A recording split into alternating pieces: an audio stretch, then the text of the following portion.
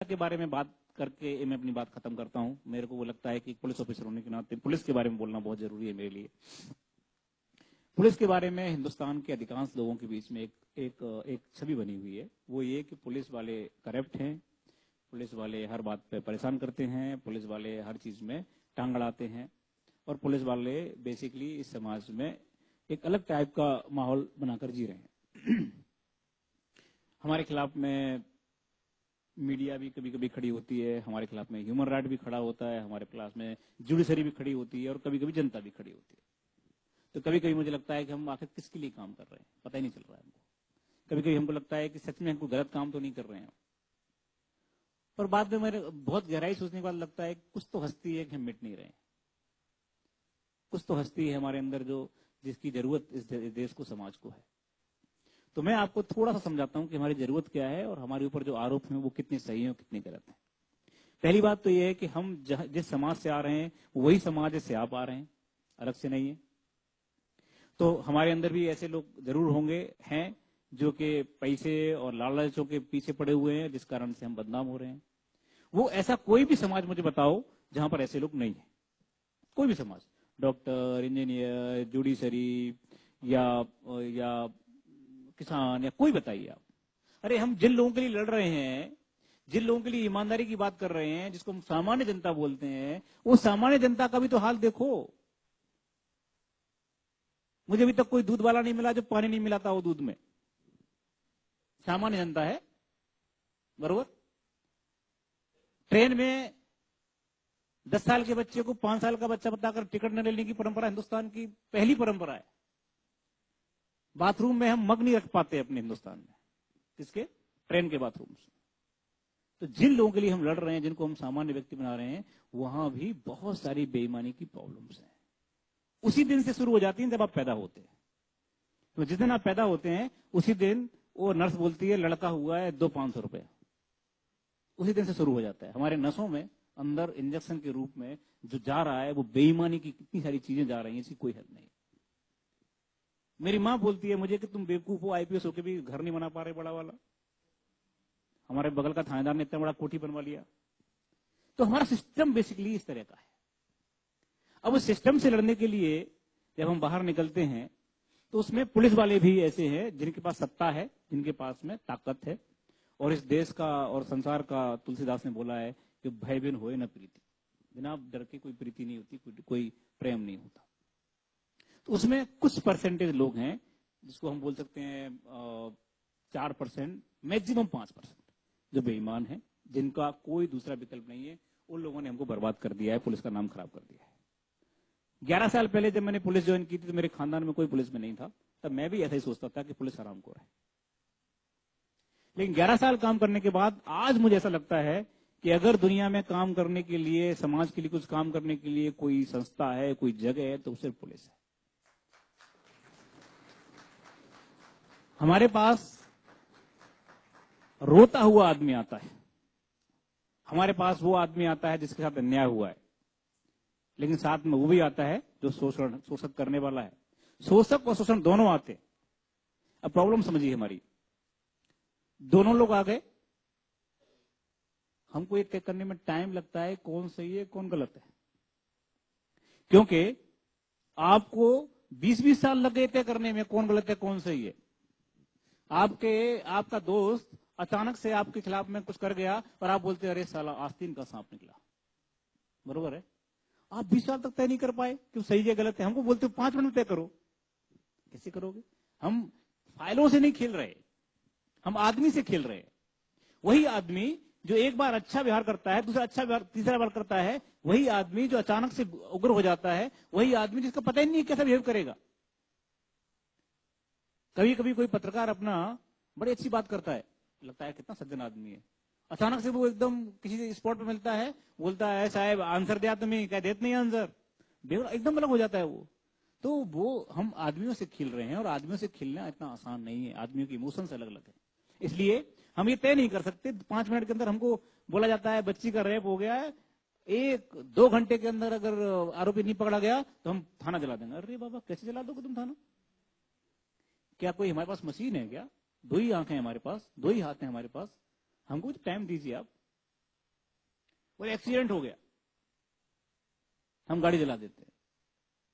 समाज में जो पुलिस के ऊपर प्रेशर है, वो प्रेशर मैंने जिंदगी में कभी भी किसी भी जगह किसी पर नहीं देखा। इतना प्रेशर है काम करने का और रिजल्ट देने का। काम करना अलग बात है, रिजल्ट देना अलग है। एक आदमी 10 से 5 बजे तक ऑफिस में बैठता है और वो 10 से 5 बैठ करके फाइलें स्क्रूटनी करते हुए साइन करता है, वो गलती कैसे करेगा अगर वो ईमानदार है तो।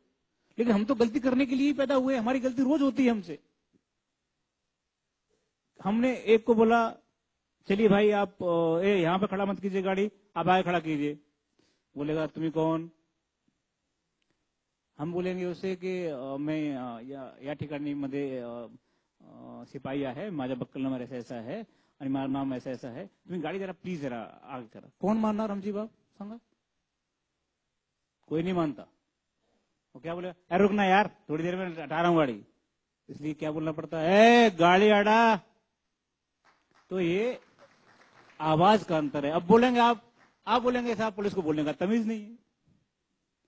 पुलिस बोलती है, ऐसे बोलती है पुलिस, देखिए हम पढ़े लिखे हैं। अरे बाबा क्या करें हम, हमारा पाला ही रोज ऐसे लोगों से पड़ रहा है। हम पे एक और आरोप है कि आप थाने में आए हुए जो आदमी एप्लीकेशन दे रहा है उसी से क्वेश्चन पूछते हैं। बरोबर है ना? वो क्या करें, थाने में देने वाला रिपोर्ट में से 20 में से 2 केस ऐसे आते हैं जिसमें वही आरोपी मर्डर करने वाला निकलता है। हमारी जिंदगी का आधार क्या है, हमारी ट्रेनिंग का आधार क्या है? शक।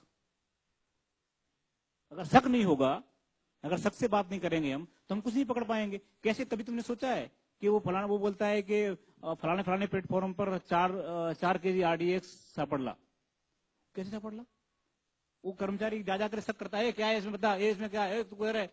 हर आदमी पे शक करना है हमको, हमारी ट्रेनिंग शक की है, तो उसमें ऐसी बुरा मानने की बात क्या है?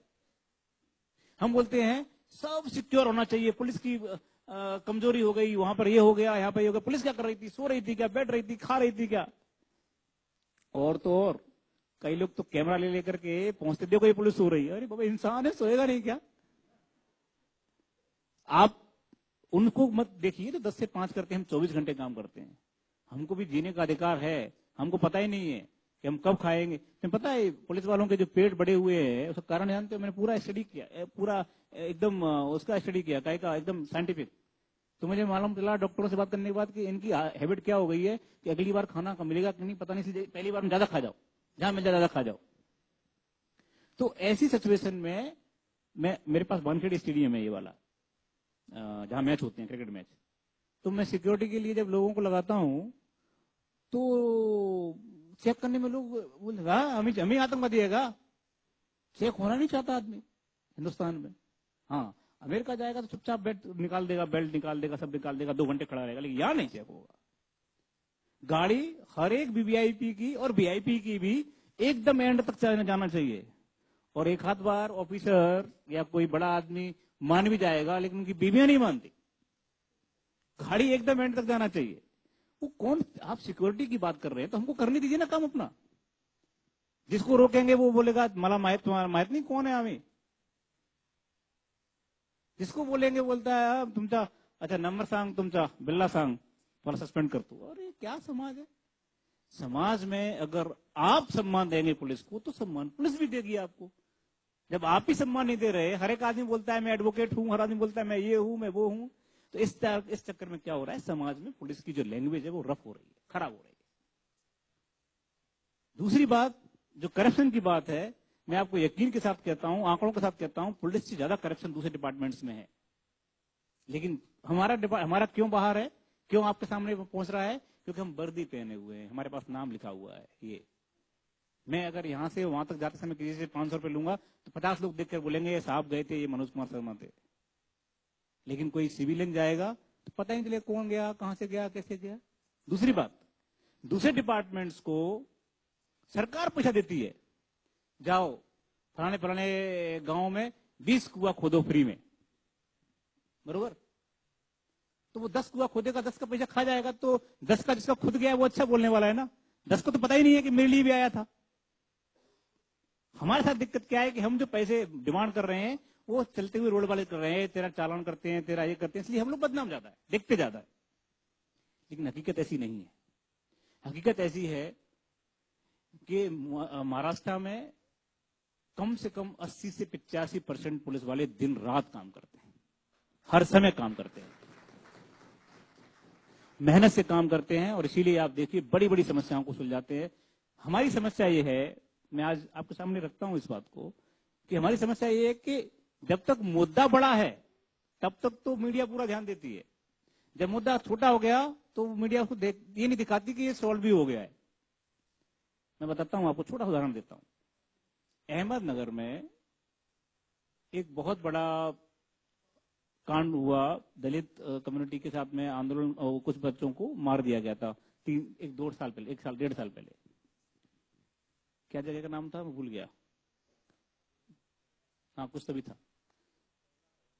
अब उसमें बहुत रोज बहस चलती थी, रोज बहस, पुलिस पर पुलिस पर पुलिस पर, ऐसा लगता था कि अब क्या कर रहे हैं, आंदोलन ये सब। 2 महीने बाद ये तय हुआ कि घर वालों ने मारा है, बरोबर है ना। अभी कुछ दिन पुरानी बहुत महाराष्ट्र में बहुत चला था रोज आंदोलन। उसके बाद मीडिया चुप हो गई, बोली नहीं, एक सेंटेंस नहीं बोली। क्या करें हम, अरे बाबा कुछ तो बोलो, 2 महीने तक हमारी जान खाई है, एक दिन तो बोलो कम से कम। तो द प्रॉब्लम क्या है कि हमारा समाज नकारात्मक चीजों को लेने के लिए तैयार है, टीआरपी नहीं बढ़ती, कुछ दिक्कतें हैं, और इसीलिए जो अभी हमारा देश इस जिस जगह खड़ा हुआ है, वहां से अब देखो आगे बढ़ने का एकदम टेक ऑफ की पोजीशन में है। अब देखिए मीडिया सकारात्मक चीजों की तरफ जा रही है, अब जाना शुरू कर दिया लोगों ने। अब मेरे पास लोग आते हैं, सर कुछ पॉजिटिव स्टोरी दीजिए। इसका मतलब यह है कि हम धीरे धीरे बढ़ रहे हैं। जो संक्रमण काल था देश के निर्माण का, उस संक्रमण काल से थोड़े हम अब पॉजिटिव दिशा में जा रहे हैं, और मुझे ऐसा लगता है जो पॉजिटिव दिशा है उसमें पुलिस की जो भूमिका है वो भी डिफाइन हो रही है। हम भी न्यायालय के, मानवाधिकार के, इन सारे चीजों के बीच में अपने आप को ठीक करने की कोशिश कर रहे हैं। जो हमसे गलतियां हुई हैं, जो हमने अपने अधिकारों का दुरुपयोग किया है, उनको ठीक करने की कोशिश कर रहे हैं। और मुझे ऐसा लगता है कि आगे आने वाले समय में महाराष्ट्र पुलिस इस देश की सबसे बेहतरीन पुलिस के रूप में सामने उभर कर आने वाली है।